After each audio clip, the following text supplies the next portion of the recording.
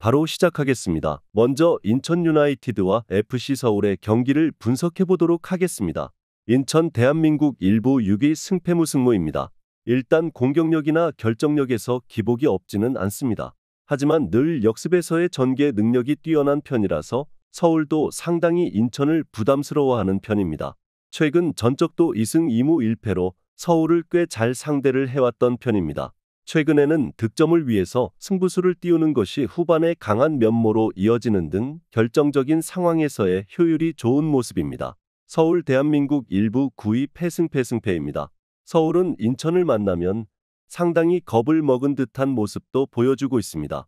지난 대결에서도 점유는 높았지만 상대 블록을 돌파하는 시도가 적어 측면으로만 공이 돌아버리는 모습입니다. 이 상황에서는 중원에서의 공이 투입되지 못하는 모습이 짙었고 결국 효율은 인천이 더 높았습니다. 당시에도 인천의 결정력이 올라와 있더라면 0대0 무승부가 아니라 패했을 수도 있었을 것입니다. 서울이 블록을 세우고 버티는 인천에게 상당히 부담감을 느끼고 있는 상황입니다.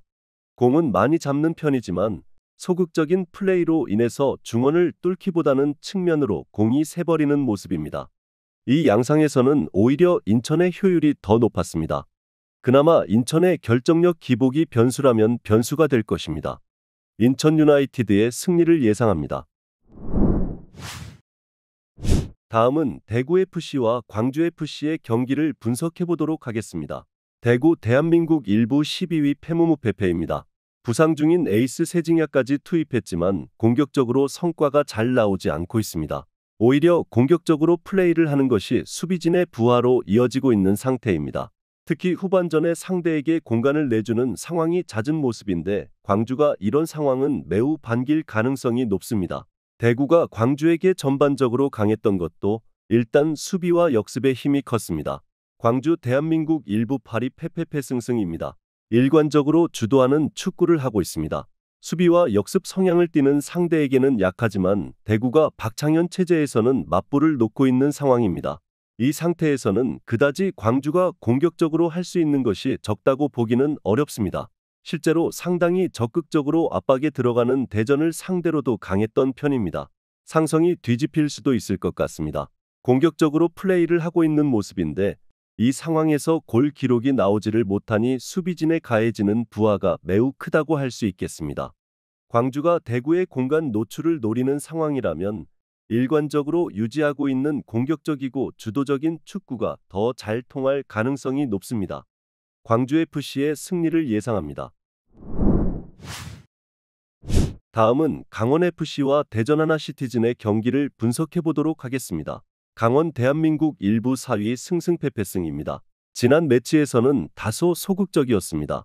비도 오는 상황이었기 때문에 압박 전술이 선수단의 에너지 레벨에 악영향을 미칠 것으로 판단한 듯합니다.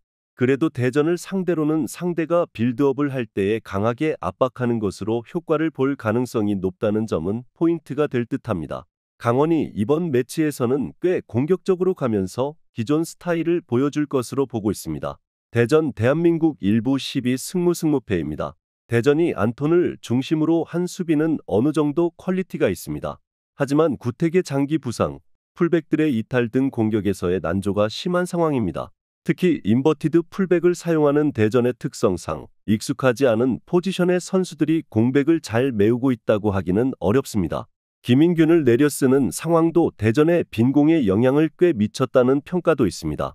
일단 강하게 압박하는 것으로 돌아올 가능성이 있는데 대전이 빌드업을 하는 상황을 방해하는 것으로 이어질 수 있습니다.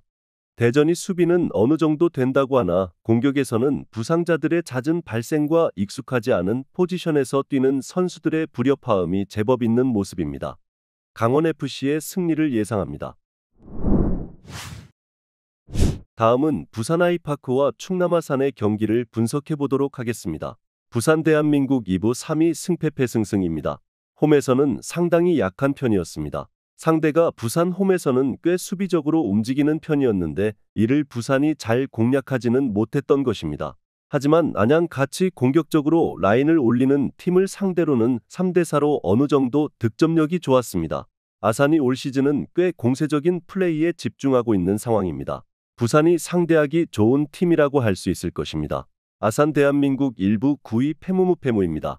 아산 같은 경우는 올 시즌 공격적인 플레이로 어느 정도 돌풍에 해기된 시기가 있었습니다. 하지만 아산이 골을 기록한 상황에서도 이를 지키지 못하는 리스크가 매우 큽니다. 10경기 중 6경기에서 먼저 앞서 나가다가도 골을 허용하면서 따라잡히는 모습입니다. 애초에 아산은 최근 1무 4패로 부산에게 상당히 약한 모습도 있었습니다. 아산이 공격적으로 플레이를 하는 편인데 이 양상을 가지는 팀에게 부산이 전반적으로 강한 편입니다. 아산이 골을 먼저 넣은 상황에서도 지키는 능력은 모자란 편이고 지난 시즌에도 부산에게는 제법 약한 모습을 많이 보여주던 편이었습니다. 부산 아이파크의 승리를 예상합니다. 다음은 안산 그리너스와 서울 이랜드의 경기를 분석해 보도록 하겠습니다. 안산 대한민국 2부 12위 무패패 패무입니다. 안산의 문제는 득점력입니다. 상대를 압박으로 물고 늘어지는 상황은 잘 만들지만 외국인 선수가 없는 상황 등 안산이 우세한 흐름에서도 경기를 가져오는 역량은 모자란 편입니다. 실제로 올 시즌 K리그2에서 가장 적은 슈팅을 기록하고 있는 상황이기도 합니다. 이랜드와 비교하면 공격적인 성과에 대해서는 비교하기가 민망합니다. 이랜드 대한민국 2부 5위 무패패 승무입니다. 이랜드는 수비가 문제입니다. 공격적인 작업을 할 때의 실수도 잦은 편이고 김도균 감독의 공격적인 플레이도 수비에는 마이너스가 되고 있습니다. 물론 이랜드의 경우는 외국인 선수 이코바와 브루노 실바의 활약 등 공격적인 상황에서의 퀄리티는 안산보다 나은 상황이라고 볼 여지가 클 것입니다. 결국 골을 넣어서 경기를 가져오는 능력에서 안산보다는 이랜드가 더 나은 상황으로 보는 것이 합당할 것입니다. 안산이 끈질기게 상대를 제어하는 양상을 보인다고 하지만 결국 우세한 흐름을 가지고도 결과를 가져오는 능력은 모자라다고 보아야 합니다. 서울 이랜드의 승리를 예상합니다. 마지막으로 수원 삼성과 천안 CTFC의 경기를 분석해 보도록 하겠습니다. 수원 삼성 대한민국 2부 2위 승승승무패입니다. 지난 매치는 성남에게 패배했습니다. 감독의 판단이 아쉬웠는데 일주일의 휴식이 있었음에도 로테이션을 돌렸다가 되려 당하고 만 케이스였습니다. 물론 손성용, 김현 등 라인업을 고정하고 나왔던 8에서 9라운드에서는 상당히 경기력이나 결과가 좋았던 편입니다. 특히 라인을 올리는 팀을 상대로는 상당히 강한 면모를 보이고 있습니다. 천안 대한민국 1부 13위 패무무패무입니다. 천안이 공소유와 중앙 돌파, 적극적인 슈팅을 기록하고 있는 상태입니다. 다만 승부를 보는 시점인 후반전의 실점률이 너무 높습니다. 올 시즌 실점의 75%를 후반에 허용하고 있는 상황입니다. 게다가 실제 득점은 7위 수준으로 많은 슈팅을 기록하고 있는 것이 명확한 득점력 상승으로 이어지고 있다고 보기는 어려울 것 같습니다.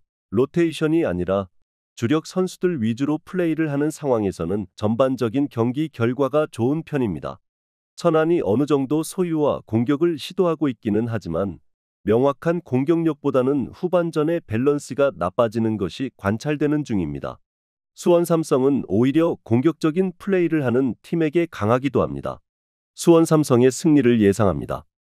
영상에서 알려드리는 내용들은 모두 1차 분석 내용들이며 2차 분석과 최종 조합픽은 영상 하단 고정 댓글 링크로 문의 주시면 안내 도와드리도록 하겠습니다. 시청해주셔서 감사합니다.